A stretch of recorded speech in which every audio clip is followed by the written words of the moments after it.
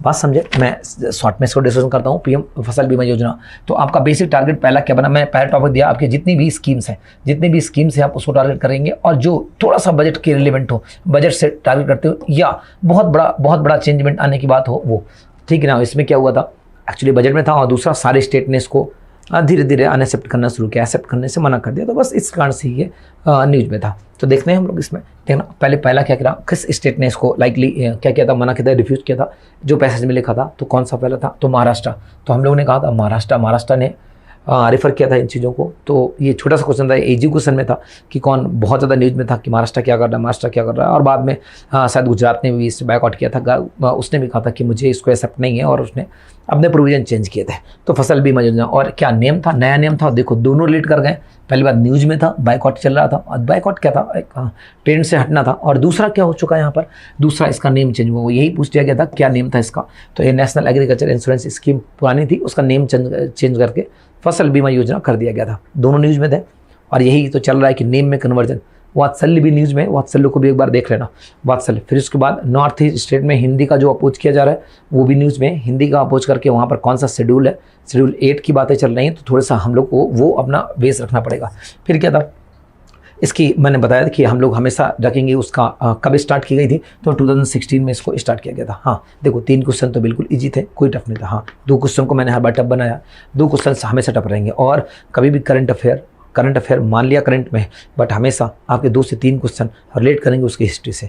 यही यहाँ पर मैंने किया, हिस्ट्री का क्वेश्चन है, बिल्कुल हिस्ट्री क्वेश्चन, करंट का क्वेश्चन है, बिल्कुल करंट क्वेश्चन है। देन नाउ उसका नेम नया करंट एंड उसके बैक में चला गया मैं हिस्ट्री में। तो आप देखना क्लैट का पैटर्न ही यही कहता है कि हमें बैक में पढ़ना पड़ेगा। अब आ जाता हूँ मैं कुछ इसका जो इसमें मैंने क्या किया, हमने 2 और क्वेश्चन है उनको देख लेते हैं। इस पैसे से 2 क्वेश्चन है। पहला क्या व्हाट परसेंट, क्या परसेंटेज पेड किया जाएगा, परसेंटेज पेड किया जाएगा एनुअली। देखो थोड़ा सा क्वेश्चन अच्छा है, तो हमें इतना लर्न करना थोड़ा सा टफ होता है, बट मैं बता दूं 5.5% है, 3 इजी थे, 2 टफ है, 5% इसको पे करना पड़ेगा। और नेक्स्ट क्वेश्चन पूछा गया रावी कौन सा खरीफ एंड रावी में कितने परसेंट का पेमेंट होगा, तो जस्ट 2.2% एंड 1.5% का पेमेंट किया जाएगा। तो ये हमारा क्या था, 35% था। बात समझ में आ रही है। तो हमने पहला पैसेज को बड़ी इजीली कवर किया, और जिसमें कुछ ज़्यादा नहीं था, हाँ 2 क्वेश्चन लास्ट के टफ थे, बाकी जी थे। मैं तो बस आपको आइडिया देना चाहता हूँ कि आपको सारी स्कीम लर्न करनी है। एटलीस्ट आप एक लिस्ट बनाओ, लिस्ट में 20 स्कीम्स हो, 20 स्कीम में पूरा बैकग्राउंड एंड प्रेजेंट हो, और उनसे आप एक पैराग्राफ कंप्लीट करो जिससे आप लोग इनको रिलेट करो। तो स्कीम एक आप लोग का इंपॉर्टेंट टॉपिक रहेगा इस बार क्लैट के लिए। क्यों, बहुत बड़े चेंजमेंट हुए, ड्रास्टिक चेंजमेंट हुए, जिस कारण से हमेशा न्यूज़ में रहते हैं। तो एक पोर्सन मैंने जस्ट कवर किया, और दूसरा पैसेज में आता हूँ द गवर्नमेंट में। और ये कौन सा है आपका पब्लिक, देखो ये इकॉनमी से सेक्शन, मैं मानता हूँ कि इकॉनमी हर बार कम कवर होता है, इकॉनमी हर बार कम कवर किया जाता है, इसमें आपके एग्जाम में कम कवर करता है, बट फिर भी मैंने इकॉनमी सेशन लिया। और फर्स्ट कौन सा था आपका LIC, बहुत न्यूज़ में था, रियली बहुत न्यूज़ में था, बहुत ज़्यादा न्यूज़ में था, इस कारण से मैंने इसको कवर किया था। तो आप कहोगे क्या आगे IPOs को कवर करना है, बिल्कुल कवर नहीं करना। एक ही इंपॉर्टेंट IPOs था जो मैंने यहाँ पर कवर किया, आगे तो IPOs को बिल्कुल आपको कोई भी IPOs आए बिल्कुल उससे इग्नोर करके आगे बढ़ना है। और आप बिलीव करो, देख लेना आप लोग क्वेश्चन पेपर, मैं इतना बिलीव से कह सकता हूँ कि IPOs के क्वेश्चन नहीं आएंगे, बट हाँ ये इंपॉर्टेंट था, मैंने इसको कवर अप किया, ठीक है ना। अब क्यों कंट्रोवर्सी बहुत ज़्यादा थी कि LIC गवर्नमेंट ऑर्गेनाइजेशन को आप किसने पब्लिक सेक्टर में लाना चाहते हो, सीधे PSUs में लाना चाहते हो या प्राइवेटाइजेशन में लाना चाहते हो, उसके शेयर स्टॉक बेचना चाहते हो। तो पहले क्वेश्चन में क्या, ठीक से पढ़ना आप लोग की इसमें थोड़ा सा स्किल थी पढ़ने में। अगर इसमें कितना % ऑफर किया गया, कितना % को स्टार्ट कर दिया गया है और कितना % ऑफर किया गया, तो 5% को टारगेट बनाया गया था कि हम 5% क्या करेंगे इसको, हम लोग IPO में लॉन्च करेंगे, मतलब 5% को हम लोग ऑन शेयर कर देंगे, बट 3.5% ही लॉन्च हो पाया था। तो देखो दोनों में दोनों ऑप्शन थे, तो क्लोज ऑप्शन थे। तो हम लोग को क्या करना है, थोड़ा सा सावधानी से करना, गलत हुआ तो कोई बात नहीं, आगे हम लोग को ध्यान देना है इन बातों को। फिर आगे क्या, which was the following issue among the oppose the replace. अच्छा, उस पैराग्राफ से 2 क्या कहता है कि क्यों इसको, इसमें थोड़ा सा उस समय मार्केट स्लो चल रहा था, मार्केट स्लो होने का रीजन क्या था, तो एक ही रीजन था, कौन सा, रशिया यूक्रेन वॉर जो स्टार्ट हुआ था फैब में, और IPO लॉन्च हुआ था उसके बाद। तो इस कारण से उसमें सबसे ज़्यादा इफेक्ट किसका पड़ा था, तो रशिया यूक्रेन वॉर का पड़ा था। देखो ये क्वेश्चन अंडरस्टैंडिंग का था, कोई कहे कि सर मैं याद नहीं था, याद क्या करना है, वो तो जस्ट आपको अगर न्यूज़ से अवेयर हो गए ना तो ये होगा। और लिटरली मैं कहूँ कि हमेशा एग्ज़ाम क्रैक करना एग्जाम क्रैक करना एक आर्ट होती है, not a part of the knowledge. ऐसा नहीं कह सकता कि मुझे सब कुछ आता तो मैं एग्जाम क्रैक कर दूंगा। तो बस छोटी सी बात थी, उस समय आपको यहाँ पे क्लिक करना था, देखना था कि क्या चल रहा है। तो रशिया यूक्रेन वॉर उसी समय जैसे ये आया उसके जस्ट पहले रशिया यूक्रेन वॉर आया बस। तो इस कारण से इसमें थोड़ा सा इफेक्ट, थोड़ा क्या बहुत इफेक्ट पड़ा था। लास्ट क्या है, which on the following document has been filed, कौन गवर्नमेंट करता है, SEBI government in the paragraph थी। सेबी गवर्नमेंट का, हाँ ये क्वेश्चन अच्छा था, ये क्वेश्चन इजी था, बट ये क्वेश्चन टफ था कि हम लोग को कौन अप्रूव करता है सेबी में। तो रेड हेरिंग करता है, तो आप लोग इसको देख लेना, रेड हेरिंग करता है। इजी था, इजी नहीं था, हाँ ये इसको मैं टफ मार्क करूँगा कि ये क्वेश्चन अच्छा था। बट हाँ, गवर्न कौन करता है, छोटी छोटी बातें हैं कि जब भी इकॉनमी का सेशन आएगा तो कहीं ना कहीं नेम आ रहा होगा, किसका नेम, किसका अपने आरबीआई का नाम आ रहा होगा, और दूसरा किसका नेम पहुंच रहा होगा, तो दूसरा इजीली नेम पहुंच रहा होगा सेबी का। सेबी जब जैसे इन बातें सेबी न्यूज़ में आता है, और आपके एग्जाम में ऐसा डीप में क्वेश्चन नहीं आता, तो कहीं ना कहीं सेबी से रिलेट करती हुई बातें कर ली जाती है। तो सेबी के बारे में हमें थोड़ी बहुत पता होना चाहिए। इस ऑर्गेनाइजेशन सेबी के बारे में हमें थोड़ा सा पता है। मैं थर्ड अगला देख लेता हूँ, कौन सा, the document seeking approve for the initial public offering. फिर कौन, वही फिर से आ गया, कौन कर रहा होगा इसमें, रिजर्व बैंक, आरबीआई कर रहा होगा। हाँ आरबीआई ही करेगा, reserve bank of the India ही करेगा। मैं भी इसमें देख रहा हूँ, तो बिल्कुल हाँ सेबी करेगा बिल्कुल। जब भी ये ऑफर करता है, सेबी का रेगुलेट करने का कौन काम करता है, सेबी कभी भी आईपीओ हो, शेयर मार्केट हो, सबको रेगुलेट करने का कौन काम करता है, हाँ सेबी करता है। तो सेबी यहाँ पर लिखा हुआ था। मैंने बताया कि हमेशा ये छोटे छोटे क्वेश्चन है, जस्ट अंडरस्टैंडिंग क्वेश्चन है, कोई ऐसा कभी रट के बैठा हुआ नहीं है, रटना नहीं है, हल्का हल्का हमें ओवरव्यू आइडिया पता हो तो भी रेगुलेट कौन करेगा। फिर इसके बाद कौन सा आ जाएगा, फिर इसके बाद 39 के बाद 40 initial respect to the initial public offer क्या था, कौन सा स्टेटमेंट इसका करेक्ट होगा, कौन सा स्टेटमेंट इस करेक्ट होगा। तो देखना इसमें क्या है, स्टेटमेंट करेक्ट होगा, तो इसमें क्या था, आई थिंक सारे स्टेटमेंट करेक्ट है, सारे स्टेटमेंट करेक्ट है। कौन इसको ऑफर करता है, कौन क्या करता है, सारे स्टेटमेंट इससे करेक्ट है। तो इसमें मुझे क्या करना, इसमें क्या करना है, none of the incorrect set करना था, नन ऑफ द सारे करेक्ट है। और आपके एग्जाम देखो, आप फिर प्रीवियस एग्जाम देखो, मैं तुक्के मारने की कला नहीं बता रहा हूँ, बट हाँ मैं इतना बता रहा हूँ कि मोस्ट ऑफ द क्वेश्चन में जब none of the above all of the above होता है, सही हो रहा है, प्लीज़ तुक्का मत मानना, नहीं मानना, बट हाँ एक जनरल अंडरस्टैंडिंग रखना। एक दो सही हो रहे हैं तो हमें उसमें क्लिक करना। सारे लाइन किसी को नहीं आते, 2 लाइन हमें हिट करके हम लोग हिट करना होता है, ठीक है ना। ये फैक्ट है कंपटीशन का। कंपटीशन में इतना नहीं करोगे तो आप क्या, कोई नहीं कर पाएगा इसको फाइट, है ना। तो हम लोग को बस इतनी सी बातें रखनी है। कौन सा, आईपीओ के बारे में ये हुआ, थर्ड पैसे। तो हम लोग को गौर किस में करना है, तो थोड़ी सा हमें इसमें नज़र बना कर रखना। मैं कहूँगा इससे थोड़ा सजेस्ट करूँगा इस पैराग्राफ से कि आप लोग को बिटकॉइन में थोड़ा सा नज़र बना कर रखना कि बिटकॉइन को रेगुलेट कौन कर रहा है, बिटकॉइन में कैसी बातें चल रही हैं, बिटकॉइन में कितना टैक्स है और बिटकॉइन को ना पेड करने में कितना टैक्स है।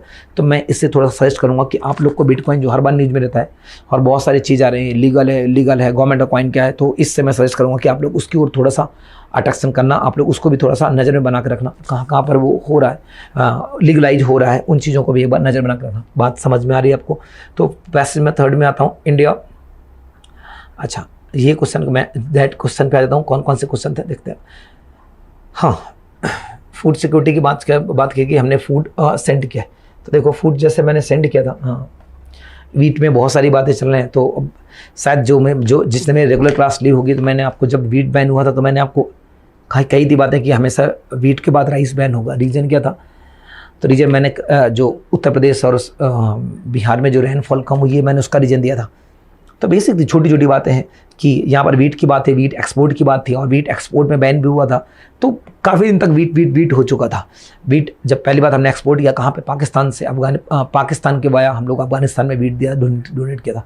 जब डोनेट किया था वहाँ से न्यूज़ बना हुआ था। बाद में फिर से दोबारा हाईलाइट कब हुआ, जब हाईलाइट हुआ कि हमने वीट एक्सपोर्ट में बैन लगा दिया। फिर और हाईलाइट हुआ जब टर्की ने उस पर एक्सेप्ट करने से मना कर दिया, देन इजिप्ट ने उसको एक्सेप्ट किया। नाउ हम लोग मूव कर चुके हैं राइस की और राइस को भी बैन कर दिया। तो ये कंटिन्यूअस न्यूज़ में था और कंटिन्यूअस न्यूज़ हमेशा बड़ी न्यूज़ बनती है। मैं हमेशा कहता हूँ कि जब भी आप लोग देखो लगातार न्यूज़ बन रही होती है, वो एक टॉपिक बन जाता है, बड़ा टॉपिक बन जाता है, तो उसका एक सेगमेंट भी आपको क्वेश्चन मार्क कर सकता है। तो मैंने उस बेस पे जो रिसेंट की न्यूज़ है उसको मैंने बेस बनाते हुए मैंने बैक पे क्वेश्चन पूछा और उसमें बताया कि पहले ये था कि नंबर 1 कहाँ को रेफर करा, अफगानिस्तान से रेफर कहाँ, जलालाबाद। बहुत न्यूज़ में आता जलालाबाद, और आज ऑलवेज जलालाबाद देखना कि कैसे का जलालाबाद। तो बहुत सारे जो हमारा होल्डिंग भी किया गया था वो जलालाबाद में किया गया था। और किस कंट्री ने इसको हेल्प किया था, ईरान एक और ऐसा कंट्री था जो ऐड दे रहा था, ह्यूमैनिटेरियन ऐड दे रहा था, ठीक है ना। तो जलालाबाद इसमें राइट आंसर होगा। दूसरा क्या था, दूसरा क्या था, the Indian sign the agreement in the world food programme and the leadership of which of the following international, किसके साथ हमने टाइप किया था, तो कौन सा, फूड एंड एग्रीकल्चर ऑर्गेनाइजेशन। आपको पता होगा कि जो हमारा फूड एंड एग्रीकल्चर ऑर्गेनाइजेशन है, लिटरली सारी इन्फॉर्मेशन इसके पास रहती है कि हमारे पास कितना एक्स्ट्रा फूड है। जो FCI होता है वो भी ये काम करता है कि हमारा डेटा कलेक्ट करने का काम करता है कि कहाँ पे कितना होगा, फोरकास्ट का भी काम करता है, फोरकास्ट का काम with the help of the ISRO करता है। तो ठीक है ना, तो मैंने छोटा सा ये पैराग्राफ दिया था। मैं मानता हूँ कि किसी को ये तो ईजिली हो गया होगा, बट इसमें थोड़ी सी प्रॉब्लम हो सकती है, पर कोई बात नहीं, सही है, राइट है, चलेगा, है ना, चलेगा। मैं नेक्स्ट मूव करूँ। Which of the following country had been aid, अच्छा कौन, एक और कंट्री थी जो इनको ऐड दे रहा था, एक और कंट्री थी जो ऐड दे रहा था। मैंने जस्ट बताया ईरान दे रहा था। हाँ, फनी बात ये थी कि पाकिस्तान ने भी ऐड दी थी, बट पाकिस्तान को रिफ्यूज, अफगानिस्तान ने खुद रिफ्यूज कर दिया था और कह दिया था कि ये ऐड हमें नहीं चाहिए। क्यों नहीं चाहिए? कह रहे कि ये जो दिया गया वो अच्छा नहीं है, क्वालिटी अच्छी नहीं है। फिर जो भी कंट्रोवर्सी रही, मैं उस कंट्रोवर्सी में बिल्कुल नहीं जाना चाहूँगा, बट हाँ इतना बताना चाहूँगा कि वो न्यूज़ बन गई, कंटिन्यूस न्यूज़ बन गई। तो उसी कारण मैंने यहाँ पर पूछा, और क्लैट में भी आपको यहाँ से क्वेश्चन देखने को मिल सकता है। ठीक है ना, ये बजट का कोई पार्ट नहीं था। ठीक है ना, यहाँ पे which of the following objective the finalise the daily regional security dialogue on Afghanistan, किसने किया था? तो यहाँ पर कहा था अर्जेंट ह्यूमैनिटेरियन असिस्टेंट ने किया था, अर्जेंट क्योंकि वहाँ पर इतना सब कुछ ख़त्म हो चुका था कि वो तालिबान ने रूल स्टार्ट कर दिया था, और तालिबान के रूल स्टार्ट करने के कारण कुछ ऐसा हुआ था। तो आप लोग प्लीज़ इसको देख लेना, इस न्यूज़ से बने रहना। अब क्या आगे आने की अपडेट की कोई पॉसिबिलिटी बिल्कुल नहीं, आगे ये अपडेट होगा नहीं होगा, ये न्यूज़ ख़त्म हो चुकी है। जहाँ से राइस में बैन होगा तो थोड़ा सा बातें होंगी, बट एक ऐसे बड़ी न्यूज़ नहीं बनेगी। तो मैं कहूँगा कि हाँ, अब आगे जो क्लैट आएगा उसके लिए रिलेवेंसी नहीं होगी, बट अगर ऐसा हुआ कि हमने कोई फिर से वीट एक्सपोर्ट को स्टार्ट किया या कोई पॉलिसी रिवाइव की, तो न्यूज़ में आएगा, तो आपके लिए इंपॉर्टेंट हो जाएगा। ठीक है, वरना अभी आप लोग स्टॉप कर सकते हो इस न्यूज़ को, बस द हिंदू में लगातार वॉच करते रहना कि ये न्यूज़ दोबारा तो नहीं बन रही है। नेक्स्ट में मूव कर रहा हूँ, द वर्ल्ड फूड प्रोग्राम। अच्छा नेक्स्ट क्या है? अच्छा ये तो इजी से क्वेश्चन है, क्या इजी से तो नहीं है। World food programme WF the leading humanitarian organisation in which of the following, किस फॉलोइंग ईयर में इसका फॉर्मेशन हुआ था? तो इसका 1961 राइट आंसर रहेगा। 1961 में बनी थी वर्ल्ड फूड ऑर्गेनाइजेशन। तो प्लीज़ आप लोग इन चीज़ों को थोड़ा सा देखो। हाँ, क्या क्वेश्चन आ रहा है? हाँ, कुछ लोग को बहुत टफ लगेंगे। रीजन क्या है कि पता ही नहीं चल रहा है सर क्वेश्चन कहाँ से उड़ के आ रहा है। तो देखो ऐसा होता है, ऐसे चीज़ों में हमने बिल्कुल ऐसा परेशान नहीं होना कि ये कहीं से बाहर से आ रहे हैं या कैसे आ रहे हैं, है ना। करंट अफेयर है, थोड़ी प्रॉब्लम करेगी, हमें थोड़ा सा मेहनत करना पड़ेगा, पढ़ना पड़ेगा, है ना। तो अभी आप लोग क्या करना, इससे रिलेवेंट जितने टॉपिक हैं उनको कवर करना स्टार्ट करना। मैं कहता हूँ ये सेंटर टॉपिक थे, सेंटर के बाहर के जो ब्रांचेस टॉपिक हैं वो आपकी रिस्पॉन्सिबिलिटी है। तो मेरा बेसिक पर्पज़ था कि आप लोग इनसे बहुत सारा कनेक्ट कर सको, ताकि आप लोग पूरा वाइड इन्फॉर्मेशन इससे गेन कर सको। तो ये था आप लोग का ये यहाँ पे 61। हमेशा कहा है कि जब भी कोई ऑर्गेनाइजेशन की बात है तो हमेशा आप लोग ये जरूर पढ़ोगे कि वो ऑर्गेनाइजेशन का फॉर्मेशन कब हुआ था, उसका बैकग्राउंड। जब क्वाड देखो क्या क्वाड के बारे में कहा, वेरी इंपॉर्टेंट टॉपिक है, वेरी इंपॉर्टेंट, कहीं ना कहीं आपको रिलेट करता हुआ मिलेगा। मैंने इनके बारे में बहुत डिटेल में अगर मैंने क्लासेस ली है तो बहुत डिटेल में ली है। What is the quad, I2U2 quad क्या है, I2U2 क्या है, इन सब के बारे में मैंने बहुत ज़्यादा डिटेल में क्लासेस ली है।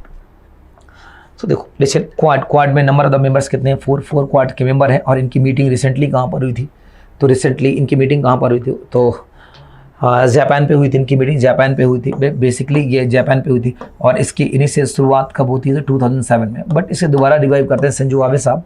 कब करते हैं? तो 2017 again revive by the Shinzo Abe. अब देखो शिंजो आबे ने रिवाइव किया था 17 में, और शिंजो आबे की डेथ हो गई, तो फिर से शिंजो आबे न्यूज़ में थे, न्यूज़ में तो क्वाड न्यूज़ में था। रिसेंट मीटिंग हुई थी और पहली बार फेस कर रहे थे एक दूसरे को, पहली बार 2 पर्सन एक दूसरे को फेस कर रहे थे। वो कौन थे? एक तरफ ट्रंप होंगे और एक तरफ इंडिया, सॉरी ट्रंप नहीं, जो बाइडेन होंगे, मतलब US से होगा, और एक तरफ इंडिया होगा। जब दोनों एक सामने होंगे और पहली बार हो रहे हैं रशिया यूक्रेन वार के बाद, और ऐसा लग रहा था कैसे फेस होगा और क्या चीज़ें होंगी।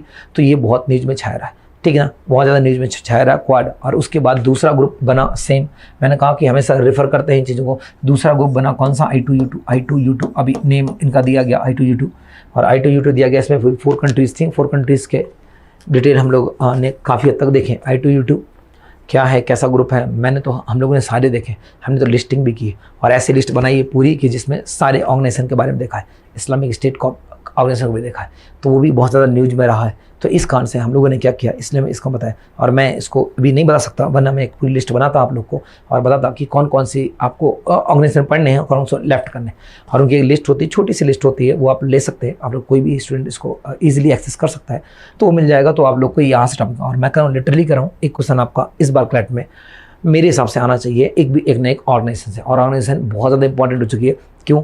2023 इतना इंपॉर्टेंट टाइम है, G20 इंडिया में होने वाली है इस साल भी, और मतलब इंडिया हब बन चुका है बहुत चीज़ों का, और बहुत सारे चीज़ें होस्ट होने वाली हैं। बस इस कारण से एक ना एक कोई ऑर्गेनाइजेशन आपके लिए इंपॉर्टेंट होनी चाहिए, मुझे ऐसा लग रहा है, ठीक है ना। तो आई थिंक हम लोग देख लेते हैं, बाकी इस क्वेश्चन को देख लेते हैं। तो आप लोगों की रिस्पॉन्सिबिलिटी बनती है कि इस क्वेश्चन की रिगार्डिंग जितने समिट्स हो, मैं समिट्स के नाम भी को तो बोल दूँ। एक आप लोग नाटो जरूर पढ़ना, नाटो के बाद G7, G20, G21, European union. आपको यूरोपियन यूनियन क्यों? वो हमसे टाई अप करने चाहते हैं, ट्रीट करने चाहते हैं, तो यूरोपियन। फिर बाद में दोबारा I2U2 एंड क्वाड के बाद 4 SCO कर लेना, SCO के बाद सार्क कर लेना, सार्क के बाद आप इस्लामिक स्टेट ऑर्गेनाइजेशन कर लेना, एंड दो और कर लेना। दो कौन सी करोगे आप लोग? तो एक बेमेस्टैक एंड सार्क, दोनों कर लेना। तो देन आप लोग के लिए इनफ होगा। इनके लिए बस छोटी सी टेबल मेंटेन करना और कुछ नहीं, ज़्यादा डेट में पढ़ने की नीड नहीं, ज़्यादा डेट आप लोग कर भी नहीं पाओगे और करना चाहिए भी नहीं है, रिलेवेंट नहीं है ना। तो ऐसा करके मैंने यहाँ पे देख लेते हैं पहला क्या है। Recently the 4th meeting of the foreign mistake मत करना, बहुत सारे स्टूडेंट ने यहीं पर मिस्टेक की। फॉरेन मिनिस्टर, जो फॉरेन मिनिस्टर की मीटिंग हुई है, तो फॉरेन मिनिस्टर की मीटिंग कहाँ पर है? ऑस्ट्रेलिया में। बट उसकी स्क्वाड की मीटिंग PM जहाँ पर बैठे थे, USA के प्रेसिडेंट जहाँ पर बैठे थे, वो लोकेशन कौन सी हो गई थी? वो लोकेशन हो गई थी जापान। तो जापान पे वहाँ पर बैठे थे, तो यहाँ पर ऑस्ट्रेलिया आंसर सही हो जाएगा। बहुत लोगों ने ब्लेंडर किए हैं जिन्होंने जापान को टिक किया है, ठीक है ना। मैंने जापान लिटरली पढ़ाया था, बट मैंने फॉरेन मिनिस्टर ने यहाँ पर चेंजमेंट किया था ताकि लोग जल्दी में गलती करें और उन जल्दियों को पकड़ा जा सके। The idea of the quad, idea के मैंने बताया संजो आबे जिनकी डेथ हुई थी, तो इस कारण वो आइडिया कहाँ से आया था? आइडिया कहाँ से जनरेट हुआ था? यहाँ से हुआ था, ठीक है ना। मैं मूव करता हूँ नेक्स्ट में, देखते हैं क्या है। विच of the following country among the option is not part of the quad? Very easy question, ठीक है ना। ये तो देखो एक बोनस था, बोनस दिया गया था आपको, तो बोनस दिया, तो यहाँ पे कौन सा हो जाएगा? फ्रांस हो जाएगा, कोई पूछने वाली बात ही नहीं है मेरे समझ से। हाँ, यहाँ पे क्या था? क्यों बनाया गया था? सिक्योरिटी पे क्या? एक्चुअली इंडो पैसिफिक के लिए बनाया गया था, इंडो पैसिफिक के लिए बनाया गया था। दूसरा क्या, क्यों बनाया गया था? इंडो पैसिफिक में काउंटर टेररिस्ट था, काउंटर टेररिस्ट को काउंटर करने के लिए बनाया गया था, ठीक है ना। टेररिस्ट को काउंटर करने के लिए बनाया गया था, तो इस हिसाब से इस ऑर्गेनाइजेशन को बनाया गया था 2007 में। बट प्रॉब्लम बाद में क्या हुई? बाद में क्या प्रॉब्लम हुई कि बाद में इसे बंद कर दिया गया। तो इस कारण क्वाड का जो फॉर्मेशन फॉरेन हुआ था, इंडो पैसिफिक के लिए बना था, और फिर किसके लिए था? Referring of the committee of free of the Indo Pacific के लिए बना था, ठीक ना। और दूसरा क्या होता? अंडर द टेरिटरी इंश्योर करने के लिए भी इसको काम किया गया था। और कुछ लोग कहते हैं कि ये चाइना के अगेंस्ट में बना हुआ, चाइना के अगेंस्ट में बना हुआ एक ग्रुप है, ठीक है, वो कहते हैं, बट हमें तो इससे मतलब नहीं। तो सारी चीज़ें सही है, नन ऑफ द एबव इसमें क्या रहेगा? राइट आंसर रहेगा। लास्ट क्या? विच of the following is the correct demand put forward by the India at the quad platform? क्या क्या इंडिया ने डिमांड की? तो देखो क्या क्या डिमांड की। तो इसमें टेररिस्ट से परेशान था, टेररिस्ट वो डिमांड करेगा ही करेगा, पठानकोट का वो भी करेगा, फ्लैगशिप फॉर द वैक्सीन के लिए करेगा। तो ऑल ऑफ द वे इसमें क्या हो जाए? सही। लिटरली ये पहला बहुत आसान था, एक क्वेश्चन के अलावा सारे आसान थे। तो मेरी समझ से आप लोगों ने क्या किया होगा? कल ये पैराग्राफ को ईजिली हैंडल किया होगा। Next paragraph is very important. मैं हमेशा कहूँगा कि एक पैराग्राफ देखो आप लोग, इस बार का भी क्लैट देखो, तो ये इसरो से एक पूरे 5 नंबर्स, मतलब 5 क्वेश्चंस आप लोग के एग्जाम में देखने को मिले थे। It's very important. और बीच में न्यूज़ में PSLV, CSLV, SSLV अनसक्सेसफुल हो गई, तो एक और वहाँ से बड़ा न्यूज़ बन चुका है। तो देखो मैं इसको फर्स्ट मिशन की बात कर रहा हूँ, जो इसरो की 2022 की फर्स्ट मिशन थी। दूसरी मिशन PSLV C-53 थी, जो रिसेंटली जून लास्ट में लॉन्च की गई थी। तो देखो देख लेते हैं फर्स्ट मिशन के बारे में, देख लें। PSLV 50 क्या था? Has been satellite launch to so the synchronous polar orbit refer to 1। तो इसमें कौन सा ऊपर का मैंने देखा है? तो EOS 04 was the right answer. EOS 04 right answer था। अगर आप लोग सर्च करना, ये मिल जाएगा। प्लीज़ इसरो को ठीक से पढ़ना, इसरो की सारी इन्फॉर्मेशन गैदर कर लेना। बहुत सारे मिशंस हो रहे हैं, आपको पता है कि अभी विनस पे भी बहुत सारा प्रॉब्लम चल रहा है। विनस के मिशन में खतरा लग रहा है, क्योंकि उससे पुल आउट कर लिया फ्रांस ने। तो वीनस के बाद एक और मिशन है गगनयान। गगनयान कब तक न्यूज़ में रहेगा और पता नहीं, मुझे क्यों ऐसा लग रहा है अगर इससे क्वेश्चन बनेगा तो गगनयान आपको हिट करेगा, तो गगनयान पे बनना चाहिए। और नहीं अगर आया तो जेम्स वेब टेलीस्कोप जो करंट न्यूज़ में है, अभी भी रिसेंटली वो उसने इमेज दी, उसमें स्पेस डिब्री टकराई थी, तो वहाँ से भी न्यूज़ बनने की प्रोबेबिलिटी रहेगी। तो ठीक है ना, तो हमें तो क्या करना है फिर, इसरो हैव बीन लॉन्च 2022 में फॉलोइंग स्पेस कौन सी की थी, C52 इसमें राइट आंसर रहेगा, C52 इसमें राइट आंसर रहेगा, है ना, C52 इसमें लॉन्च की गई थी। अब नेक्स्ट क्वेश्चन क्या है, मैं नेक्स्ट इसको आगे मूव कर लेता हूँ, फिर देखते हैं हम लोग नेक्स्ट क्वेश्चन के। The satellite has been launched by the ISRO for the which of the following purpose क्या था इसका, तो सारे पर्पस थे इसमें कि ऑल सॉइल किससे करना था, एग्रीकल्चर एंड फॉरेस्ट, सारे पर्पस थे, इस पर्पस से इस को लॉन्च किया गया था। तो ये कैसा क्वेश्चन है, तो ये एक इजी क्वेश्चन था, इजी क्वेश्चन में रखूँगा, हाँ ये भी इजी था और इसरो का इजी था, इसके पहले क्वाड वाला भी इजी था। फिर देख लें ये क्या है, what is the name of the satellite, क्या नाम था, successfully placed into the intent orbital ISRO, और इसरो में इंटेंट सक्सेसफुली प्लेस की गई, कौन सा था, तो क्या था इसका नाम, क्या था, क्या ऑर्बिटल INS-2D इंसर्ट। देखो इसका बोथ BNC ये दोनों इसके सही थे आंसर, ऑर्बिटल 1 नहीं था, तो थोड़ा सा अच्छा क्वेश्चन था, आप जब डीप में पढ़ते तो आपको पता चलता। तो कह सकता हूँ कि एक ही क्वेश्चन इसका टफ था, बाकी तो हम लोगों ने इजी क्वेश्चन देखे थे। और इसरो 3 बार ही इस बार मिशन किया अभी तक इस साल के, जिसमें एक अभी रिसेंटली जो SSLV अनसक्सेसफुल हुआ, तो वो न्यूज़ में बहुत ज़्यादा छाया हुआ है, तो प्लीज़ आप लोग उसको ज़रूर देख लेना ऐसा। और PSLV मैं मानता हूँ कि 53 को मत देखना, 53 अभी जो लॉन्च हुई उसको मत देखना, नहीं करना, इतना इंपॉर्टेंट नहीं है, बट हाँ इसको इग्नोर नहीं कर सकते, इसको आपको देख जाना पड़ेगा। हाँ आपका आ गया कि इसका 10 ईयर कितना, टाइम कितना, तो 10 year, good question, it's good question कि इसका टाइम कितना है, 10 साल के लिए हो गया। ये स्पेस का था, जेम्स वेब को मत बोलना, हब्बल टेलीस्कोप को मत बोलना, हब्बल टेलीस्कोप और जेम्स वेब दोनों न्यूज़ में है, न्यूज़ बनाएंगे भी। जेम्स वेब न्यू न्यूज़ में है और ओल्ड हो चुका है हब्बल, और उसने बहुत सारे कॉमेट्स की इन्फॉर्मेशन भी दी थी, जिसमें आपने एक कॉमेट्स का नाम भी सुना होगा, C14 UN 271, ये न्यूज़ में था, बहुत ज़्यादा न्यूज़ में था, जो अभी यूरेनस के चारों ओर घूम रहा है, तो देख लेना यहाँ से कहीं ना कहीं रिलेट करेगा। तो मैंने इस हिसाब से एक पैराग्राफ दिया था, ताकि आप लोग को कम से कम ये पता चले कि हम टारगेट किस एरिया को करना है। तो जस्ट मैंने टारगेट का नहीं दिया था, हाँ, बट ईजी था, नॉट टफ नहीं था, बिल्कुल टफ नहीं था। फिर रिजर्व बैंक हमने देखो हमेशा न्यूज़ में रहती है यार, पॉलिसीज़ तो हमेशा न्यूज़ में, पॉलिसीज़ में कोई प्रॉब्लम ही नहीं है। जो मॉनेटरी पॉलिसी है, देखो आप कहोगे सर मॉनेटरी पॉलिसी आपने जो दी है वो बजट के पास के दी है, लिटरली मैं बजट के पास है। क्यों, आपको पता है कि जो मॉनेटरी पॉलिसी सब कुछ जो डिसाइड करेगा वो बजट के अकॉर्डिंग डिसाइड करेगा, इन्फ्लेशन डिफ्लेशन सारी चीज़ तो बजट के, तो बजट की बात की तो इंपॉर्टेंट हो जाएगी। भले ही अब तक हमें कई बार चेंजमेंट हो चुका है, चेंजमेंट क्या, अप्रैल में आई, दोबारा रिवाइव करके आई, मई में आई, देन दोबारा भी अगस्त 11 अगस्त को फिर से रिवाइव हो गई। और आपको पता है कि 3 मंथ में रिवाइव होती है तो आपके एग्जाम के पहले एक और बार रिवाइव हो जाएगी, तो वो भी आपके एग्जाम में आ जाएगी। तो हमें क्या करना है, हर बार कंटिन्यूसली वॉच करना है कि मॉनेटरी पॉलिसी में रेट क्या चल रहा है, रेपो रेट क्या चल रहा है, रिवर्स रेपो रेट क्या चल रहा है, बैंक रेट क्या चल रहा है, बैंक रेट के बाद CLR क्या चल रहा है, SLR का क्या चल रहा है, CLR और SLR, तो दोनों को स्ट्रेचेबल लिक्विड CLR, तो आप लोग को SLR इन तीनों पे एक बार नज़र बना के रखनी है। तो इसका आंसर मैंने दिया था ताकि मॉनेटरी पॉलिसी को आप लोग गलत ना करो। तो बस ये मेरा पर्पस था। हाँ, ये डेटा हर बार पुराना हो जाएगा, जब भी हम लोग मॉक बनाएंगे तो एक बार मॉक के बाद आगे कुछ दिन बाद ये डेटा पुराना हो जाता है, बट फिर भी मेरा टारगेट बस इतना है कि जब आप लोग एग्जाम में जाओ तो उससे पहले मॉनेटरी पॉलिसी को जरूर देख के जाना, ठीक है ना। मैं इसको देख लेता हूँ। तो इसमें कमेटी कैप्टन पॉलिसी जो कमेटी थी वो कितने लोग की थी, तो जो पॉलिसी बनाने वाले वो 6 थी, 6 से 6 लोगों की कमेटी बनाई गई थी। तो एक बार इसको देख लेना, monetary policy committee the policy the unchanged headed by the home of the following, किसके द्वारा हेड की गई थी, तो देख लेते हैं हेड किसका, RBI गवर्नर। बिल्कुल मॉनेटरी पॉलिसी को कौन हेड करेगा, तो हमेशा मॉनेटरी पॉलिसी को कौन हेड करेगा, तो हमेशा RBI गवर्नर ही हेड करता है, ठीक है ना, हेड करता है। तो हेड के लिए RBI governor is right answer, right होगा। Which one the following statement the decided the monetary policy of the committee, तो क्या था, क्या इसमें सही है कि नहीं, क्या कौन से स्टेटमेंट इसके सही है, बस इसको देखना है, कौन सेंटेंस इसके सही है। तो देखना पहला क्या रहेगा, हैज बीन 4% बूस्ट, बिल्कुल सही था, 4% बूस्ट का। 5.3% कंज्यूमर प्राइस डिटेल, बिल्कुल ये भी सही था। जब ये 2 सही हो जाए तो हमें देखना ही नहीं होता, तीसरा क्यों पढ़ेंगे, वो टाइम खराब करना होगा। और वो क्या हो जाए, ऑल ऑफ द राइट था। और मैंने हर बार बताया कि जस्ट मैंने एक इन्फॉर्मेशन आइडिया दे रहा हूँ कि हर बार तो नहीं, बट हाँ हर बार ऑल ऑफ द एबव और नन ऑफ द एबव ज़्यादा प्रोबेबिलिटी रहती है, ठीक है ना। मेरे यहाँ नहीं, बस सब में, हर मॉक में आप एग्जाम में देखोगे तो भी यही होता है, ठीक है ना। तो मैं मूव करता हूँ नेक्स्ट में। अब क्या है, percentage of the reverse repo rate. Reverse repo rate I think सबको पता होगा। रिवर्स रेपो रेट सबको पता होगा कितना, मतलब ये पता होगा what is the mean of the reverse repo rate. जो रेट आरबीआई को पे करना पड़ता है बैंक रेट में, इंटरेस्ट में, वो रेपो रेट होगा। रिवर्स रेपो रेट में उल्टा हो जाएगा, जो आरबीआई पे करेगी, आरबीआई को पे करना पड़ता है, आरबीआई पे करेगी, वो रिवर्स रेपो रेट हो जाएगी। कितना हो जाएगा यहाँ पर 3.35%, 3.35% right answer. Which one the following committee recommended establishment of the monetary policy. तो किसने रिकमेंड किया था मॉनेटरी पॉलिसी को? तो आई थिंक हमारे बहुत ही फेमस गवर्नर आरबीआई के थे उर्जित पटेल। आई थिंक उर्जित पटेल क्या हो जाएगा, राइट आंसर हो जाएगा। उर्जित पटेल क्या हो जाएगा, राइट आंसर होगा।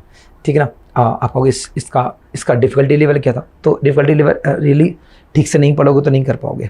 हाँ, अच्छा था, अच्छा डिफिकल्ट। 1-2 क्वेश्चन तो ईजी होते ही होते हैं। 1-2 क्वेश्चन करंट के थे, बाकी किससे रिलेट कर रहे थे, थोड़ा पास्ट है। हर बार ये होता है 2-3 क्वेश्चन करंट के, 2-3 क्वेश्चन अप्रॉक्सीमेटली वो वेरी करते रहते हैं। 90% क्या होता है कि 2 क्वेश्चन करंट के, 3 क्वेश्चन पास्ट के होते हैं, बट कभी कभी 3 हो जाते हैं, तो कुछ में कोई 2 तो 100% हो गए।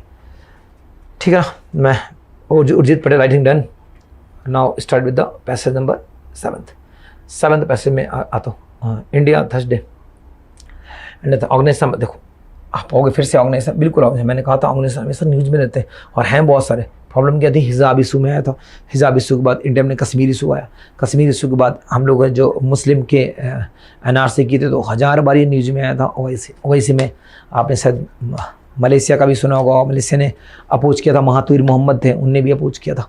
तो ये न्यूज़ में था, बहुत ज़्यादा न्यूज़ में था ओवैसी। तो फिर आ जाएगा पहला क्या था, ओवैसी क्या था, ओवैसी में has been realised the Indian response against the Owaisi. तो इसमें क्या हो जाएगा, ए एंड बी बोथ और राइट, दोनों सही हो जाएंगे। ए एंड बी दोनों सही हो जाएंगे। जिन्हें ग्रुप के बारे में बात की गई थी, तो ए एंड बी इसमें दोनों सही हो जाएंगे। तो छोटी सी बात थी, इसमें कोई टफ नहीं था। ये इजी पैसेज है, बहुत इजी पैसेज पड़ा हुआ है ना। तो किसके लिए, कम्युनल माइंडसेट के लिए था और प्रोपेगेंडा अगेंस्ट जो होते हैं उनके लिए बना है। और याद रखना ये वर्ल्ड का आई मतलब यूएन के बाद सेकंड लार्जेस्ट है। 57 कंट्रीज़ में पार्टिसिपेट करते हैं, 57 कंट्रीज़ में होस्ट करते हैं। क्या इंडिया इसका पार्ट है? नहीं है। सारे इस्लामिक कंट्रीज़ हैं, हाँ है, बट इंडिया इस्लामिक कंट्री है बट पार्टिसिपेट नहीं करा। 2018 में इन्वाइट किया गया था इंडिया को, सुषमा स्वराज ने रिप्रेजेंट किया था, but problem was that Pakistan ने इनका अपोज किया था। तो इस कारण से हमें फिर से उसको वापस लेना पड़ा था। बट हिजाब इशू की बात बहुत ज़्यादा न्यूज़ में था और हिजाब के कारण ये फिर से न्यूज़ में आया। ठीक है ना। और मैंने बताया कि आप लोग को ये पढ़ना कैसे, पढ़ने का तरीका मैंने आप सबको बताया कि हमेशा इनका फॉर्मेशन देख लो। फॉर्मेशन कब हुआ था, फॉर्मेशन के बाद इसका हेडक्वार्टर जदा में फिर इसका हेडक्वार्टर है। ठीक है ना। फिर which statement has been the highlight the organisation of the Islamic cooperation in India with the bias the Muslim. तो मैं इसका हम लोग देख लेते हैं। तो मैंने कहा था इसमें सारी चीज़ इसमें क्या रहेंगी, ऑल ऑफ द सही रहेगा। मुस्लिम के लिए, बिल्कुल मुस्लिम के लिए, मुस्लिम धर्म के लिए। सोशल मीडिया के वुमेंस हिजाब इशू यहीं तो रिलेटेड, हिजाब इशू यहीं से तो आया, harassment of the Muslim ban. तो जब 2 सही हो जाएंगे तो मुस्लिम स्टूडेंट के लिए अपने आप ऑल ऑफ द एबव सही हो जाएंगे।